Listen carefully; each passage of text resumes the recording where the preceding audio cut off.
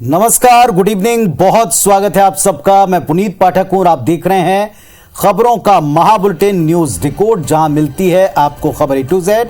तो आज बड़ी खबरें हैं और इन बड़ी खबरों के पीछे असल खबर क्या है, जानने के लिए शुरू करते हैं आज का न्यूज डिकोड। सबसे पहले आज की सबसे महत्वपूर्ण खबर। भारतीय जनता पार्टी देश का सबसे बड़ा दल, देश में सरकार चला रहा दल, देश के अधिकांश राज्यों में सरकार चला रहा दल, उसकी राष्ट्रीय कार्यकारिणी की बैठक हुई, जिसमें मिशन 2023 और मिशन 2024 को लेकर के 2 दिवस मंथन चलता रहा। सबसे अहम बात यह कि राष्ट्रीय अध्यक्ष जगत प्रकाश नड्डा का कार्यकाल 1 साल के लिए बढ़ा दिया गया। वजह चुनाव है। प्रधानमंत्री मोदी ने आज एक संबोधन दिया और इससे जो कुछ निकला वो पार्टी नेताओं के लिए सीधी नसीहत है। मुस्लिम वर्ग के लोगों के प्रति अभद्र टिप्पणी से बचें, अति आत्मविश्वास से बचें। बैठक में मध्य प्रदेश, छत्तीसगढ़ में विधानसभा चुनाव को लेकर के भी चर्चा हुई है। क्यों ये महत्वपूर्ण कार्यकारिणी की मीटिंग रही है, इस रिपोर्ट में जानिए। बीजेपी के राष्ट्रीय अध्यक्ष जेपी नड्डा अब जून 2024 तक अपने पद पर बने रहेंगे। दिल्ली में कार्यकारिणी की बैठक में इस फैसले पर मुहर लगी, यानी नड्डा की अगुवाई में मिशन 23 और 24 के संग्राम पार्टी लड़ेगी। चुनाव वाले राज्यों में पार्टी का फोकस गुजरात मॉडल लागू करने पर है। पीएम मोदी ने कार्यकर्ताओं को दिए संबोधन में कहा कि अति आत्मविश्वास के कारण पार्टी छत्तीसगढ़ और राजस्थान में हार गई थी, इसीलिए इससे बचना होगा। इधर छत्तीसगढ़ में बीजेपी प्रदेश कार्य समिति की बैठक 20 और 21 जनवरी को अंबिकापुर में होगी, जिसमें तमाम दिग्गज मौजूद रहेंगे, जिसमें मिशन 2023 की रणनीति पर चर्चा होगी। देखिए, स्वाभाविक रूप से 2023 का चुनाव है। 20-21 की बैठक में भारतीय जनता पार्टी पूर्व में किए गए कार्यक्रमों की समीक्षा करेगी और आने वाले 3 महीने के लिए पार्टी का कार्यक्रम तय करेगी। इधर सीएम भूपेश बघेल ने बीजेपी की राष्ट्रीय कार्यकारिणी की बैठक को लेकर निशाना साधा है। 14 विधायक हैं, उसको भी टिकट नहीं मिलने वाली है। गुजरात में ये है, मुझे चिंता रमन सिंह बृजमोहन की है कि उसकी भी टिकट न कट जाए। आने वाले 2 साल सियासी जोर आजमाइश में गुजरने वाले हैं। बैठकों और बयानबाजी का दौर लंबा चलने वाला है। तो सबसे बड़े दल भारतीय जनता पार्टी के सामने आने वाले 9 राज्यों के विधानसभा चुनाव और फिर अगले वर्ष 2024 में केंद्र के चुनाव एक बड़ी चुनौती हैं। 2 दिवसीय बैठक में क्या रणनीति बनी और चुनौतियां क्या पार्टी खुद समझती है, चिंताएं क्या हैं, ये हम भी समझने की कोशिश करते हैं, डिकोड करते हैं। जिन राज्यों में बीते चुनाव यानी कि 2018 में बीजेपी हारी, उनमें राजस्थान, छत्तीसगढ़, मध्य प्रदेश रहा। राजस्थान, छत्तीसगढ़ की हार ऐसी सारे देश में चर्चा हो। ऐसे में पिछली गलतियों को अगर आप न दोहराएं तो ही समझदारी है और इसी बारे में प्रधानमंत्री मोदी ने साफ साफ ताकीद किया है कि कार्यकर्ता नेता अति आत्मविश्वास से बचें। भाजपा ने यह भी स्वीकार किया कि मुस्लिम वर्ग का बड़ा वोट बैंक पार्टी के खाते में नहीं जाता, लेकिन उनके खिलाफ कोई भी ऐसा बयान पार्टी नेता न दें जो समुदाय विशेष को ठेस पहुंचाए। प्रधानमंत्री मोदी की ये टिप्पणियां, ये ताकीद बहुत मायने रखती हैं। एक तरह से कमजोरी या हार की वजहों की तरफ इशारा करती हैं। बीजेपी ने गुजरात में रिकॉर्ड जीत हाल ही में हासिल की। कार्यकर्ताओं को अब गुजरात फॉर्मूले पर काम करने का निर्देश है। सबसे अहम बात, छत्तीसगढ़ में धर्मांतरण को चुनावी मुद्दा बनाने का संकेत भी मिल रहा है। साल 2024 से पहले छत्तीसगढ़ में मोदी शाह नक्सलवाद को जड़ से खत्म करने का पहले ऐलान कर चुके हैं, जबकि कर्नाटक में पीएफआई पर बैन लगाकर पार्टी ने अपना दांव खेल दिया है। चुनाव में जोर शोर से इस बात के प्रचार होंगे, यानी पार्टी ने किन मुद्दों को उठाना है, कैसे माहौल बनाना है और किन मुद्दों के ऊपर जरा संभल कर बोलना है, इन सब के बारे में अपने नेताओं को खुलकर नसीहत दी है। एक तरह का साफ निर्देश है। अब बात पाकिस्तान की, जिससे जुड़ी 2 खबरें आज सुर्खियों में रही। पाकिस्तान के प्रधानमंत्री शहबाज शरीफ को भारत को लेकर एक बयान सारी दुनिया में हेडलाइंस बना। इस बयान से बात साफ जाहिर हुई कि पाकिस्तान मौजूदा दौर में जिन हालात में है उसकी हेकड़ी निकल चुकी है, लेकिन उसकी आदत, फितरत बदलती नहीं। रिपोर्ट देखिए।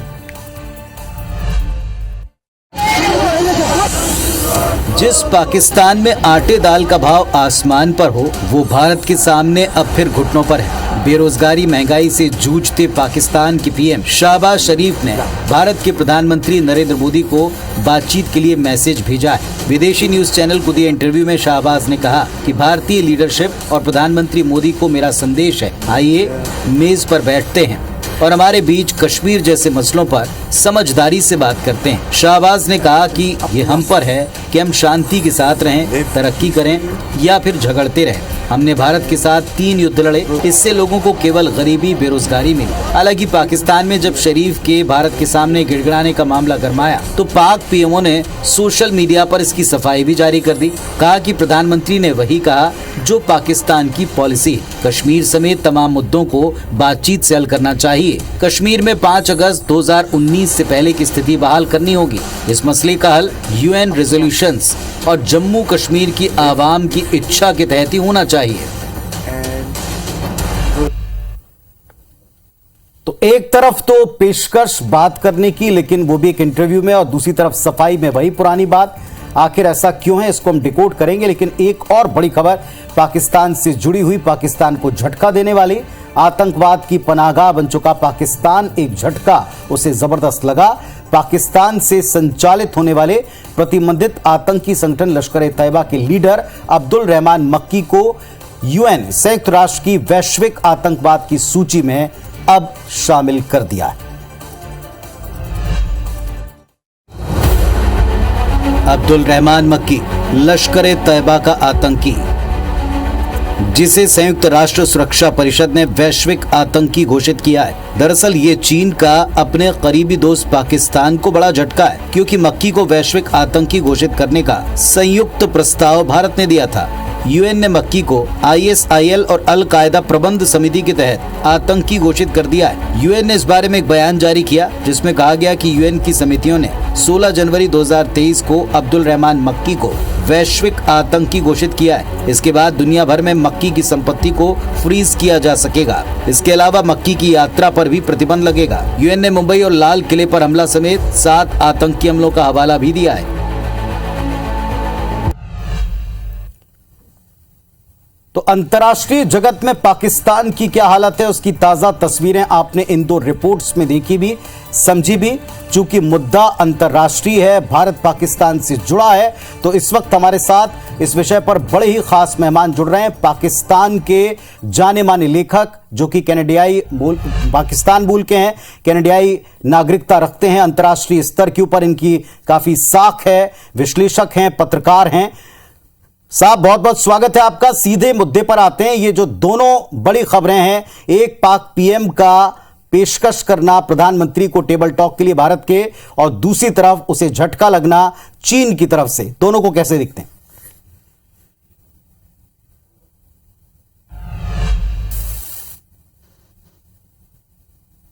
देखिए, मजबूरी तो नहीं है। मसला ये है कि पाकिस्तान में हुक्मरान कौन है, रूलर कौन है। इस वक्त जिसका पल्ला भारी होता है वैसे वो स्टेटमेंट दे देते हैं। अगर प्राइम मिनिस्टर शरीफ साहब कुछ कहते हैं तो हमें ये नहीं पता कि उनके पीछे जो फौज के लोग बैठे हुए हैं वो क्या कह रहे हैं, फिर जो सिविल सर्विस के लोग बैठे हैं वो क्या कह रहे हैं, जो पाकिस्तान में पैसा लूटा हुआ है जिन्होंने, उनका पावर कहाँ है। तो it is a very complex situation. Prime minister Sharif तो थोड़ी सी बेहतर सोच रखने वाले शख्सों में हैं, लेकिन आप ये भी सोचिए कि साथ वो इमरान खान बैठे हुए हैं। यानी जब तक जो भी हिंदुस्तान से नॉर्मलाइजेशन की बात करेगा उसके ऊपर वो नुक्ताचीनी करेंगे और बोलेंगे देखिए ये एजेंट है इंडिया का। तो जो भी दोस्ती करना चाहता है हिंदुस्तान से, उसकी जो पॉलिटिकल बेस है, या खासतौर पे पंजाब में, वो मारी जाती है। पाकिस्तान के ये हैं कि वहाँ रोटी आटे की बोरी तक पे झगड़े हो रहे हैं, मारपीट हो रही है।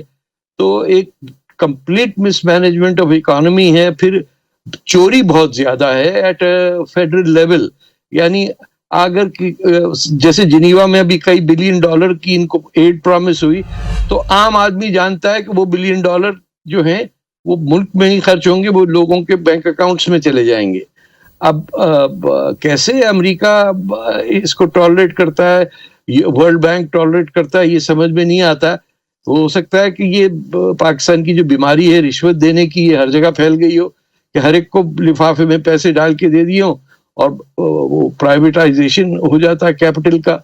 तो किसी को ट्रस्ट नहीं है पाकिस्तान के लोगों को उनकी हुकूमत पे।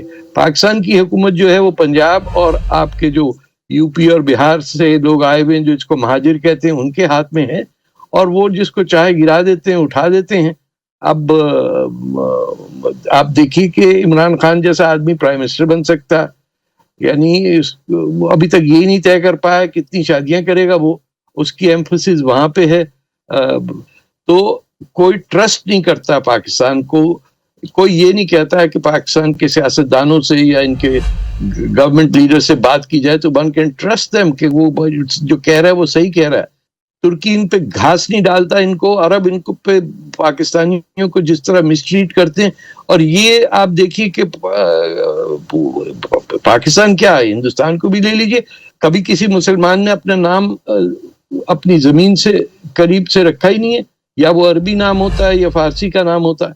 तो जब आप में कोई लगाव ही नहीं है जमीन से, ना जबान से, ना वहां के लोगों से, तो आप क्या करेंगे? मुल्क चलाना आपके बस की बात नहीं है। प्राइम मिनिस्टर शरीफ ने हाथ बढ़ाया है, India should go further and talk to him and give him the recognition कि वो एक प्राइम मिनिस्टर है, इलेक्टेड है। देखिए, चाइना पाकिस्तान से दोस्ती रखता है इंडिया को चेक करने के लिए, कोई ऐसी मोहब्बत नहीं है उन्हें। जो पाकिस्तानियों का वहां ट्रीटमेंट होता है, मैं आपको बता भी नहीं सकता हूं किस कदर नफरत से वहां के लोग पाकिस्तानियों को देखते हैं। सिर्फ ताल्लुकात ये हैं कि जब तक चीन पाकिस्तान से प्रेशर डलवा सके इंडिया पे, क्योंकि चाइना वालों को पता है कि with in 10 years India will be the largest country in the world. उसकी इकोनॉमी इस कदर फास्ट डेवलप हो रही है, एजुकेशन में है, गांव-गांव के अंदर लोगों के पास फैसिलिटीज आ रही हैं। India is changing at 13% a year, Pakistan क्या मतलब 1.2% है। तो China is looking at is going to use Pakistan to put pressure on India, ताकि वेस्टर्न बॉर्डर पर इंडिया लगा रहे अपना। तो बहुत बहुत शुक्रिया आपका तारिक साहब, जो आपने वक्त निकाला और इस विषय को डिकोड करने के लिए आपने अपनी राय रखी है। एक पाकिस्तानी मूल के पत्रकार लेखक अगर ये कहते हैं कि पाकिस्तान के भीतर और बाहर उसकी कोई क्रेडिबिलिटी नहीं है, आप अगर किसी को बातचीत करने का न्योता देते हैं तो उस न्योते का भी कोई मोल नहीं, क्योंकि वहां की सेना खुद आवाम की आवाज को दबाना चाहती है, वो खुद ऐसा होते देखना नहीं चाहती। वो खुद स्वीकार करते हैं कि मुल्क के टुकड़े एक बार फिर हो सकते हैं। ये खुली राय उनकी आपने इस मंच पर डिकोड में सुनी है। भारतीय जनता पार्टी के सांसद हैं वरुण गांधी, कई बार ये अपनी पार्टी के खिलाफ मुखर बयान देते रहे और अब की बार उनके एक जेस्चर से फिर सवाल उठा कि क्या बीजेपी से उनका मोहभंग हो गया, क्या वो कांग्रेस में एंट्री की संभावनाएं ढूंढ रहे हैं। लेकिन ये सवाल जब राहुल गांधी के सामने पहुंचा तो उन्होंने कुछ ऐसा कहा कि सारे पर्दे हटते देखें। होशियारपुर में भारत जोड़ो यात्रा के दौरान राहुल गांधी ने वरुण गांधी को लेकर बड़ा बयान दिया। उन्होंने कहा कि वरुण गांधी बीजेपी में यहाँ चलेंगे तो प्रॉब्लम होगी। राहुल ने ये भी कहा कि दोनों की विचारधाराएं नहीं मेल खाती, वे कभी संघ के ऑफिस में नहीं जा सकते, भले उनको गला क्यों न कटवाना पड़े। राहुल ने ये भी कहा कि उसकी एक विचारधारा है, थिंकिंग सिस्टम है, जिसे वरुण ने अपनाया है, लेकिन वो इस बात को स्वीकार नहीं कर सकते। मेरी विचारधारा उनकी विचारधारा से नहीं मिलती। मैं आरएसएस के ऑफिस में कभी नहीं जा सकता। आप मेरा आपको गला काटना पड़ेगा पहले। राहुल ने आगे कहा कि वे जरूर प्यार से मिल सकते हैं, गले लगा सकते हैं, लेकिन उस विचारधारा को अपनाना संभव नहीं है। राहुल के इस बयान के बाद माना जा रहा है कि वरुण गांधी के लिए कांग्रेस के दरवाजे बंद हो गए हैं। तो गांधी परिवार में ये कोई पहली बार नहीं है जब एक ही परिवार में दो तरह की धाराएं दिखी हों। गांधी परिवार में अदावत सालों पुरानी है, कहानी सबने सुनी है, लेकिन आज इसमें एक और बयान जुड़ गया। वरुण गांधी कुछ दिनों पहले जो जताते हैं, आज उस पर जो उत्तर आया इसको हम डिकोड करें। वरुण गांधी ने जो कुछ भी पिछले दिनों कहा सुना, उन्हें ना तो कांग्रेस से कोई दिक्कत है, ना पंडित नेहरू से कोई दिक्कत है, आखिर वो परिवार के हैं। ऐसे में चर्चाएं अटकलें तेज हुई कि शायद वो भाजपा से टूटकर कांग्रेस का हाथ थाम सकते हैं। राहुल और वरुण दोनों भले ही अलग अलग पार्टियों में हो, लेकिन हैं तो भाई, हैं तो एक ही परिवार के, एक ही विरासत के। साल 2004 में राजनीति में कदम वरुण ने रखा। वरुण गांधी पीलीभीत से सांसद हैं, जबकि उनकी मां मेनका गांधी सुल्तानपुर से लोकसभा सदस्य हैं। सालों से बीजेपी से जुड़ी हुई हैं।